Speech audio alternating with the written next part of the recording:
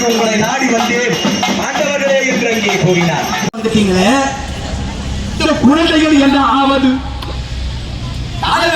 வந்துட்டீங்க குண்டமாதேவிய வயதான காலம் எப்படி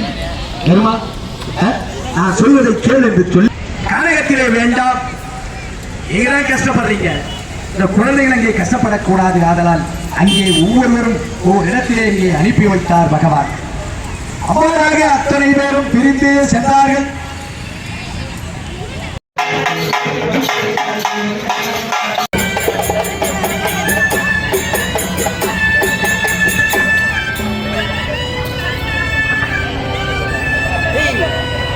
மூணாவது படி ஏற்பாடு எவ்வளோ வச்சுக்கிறா?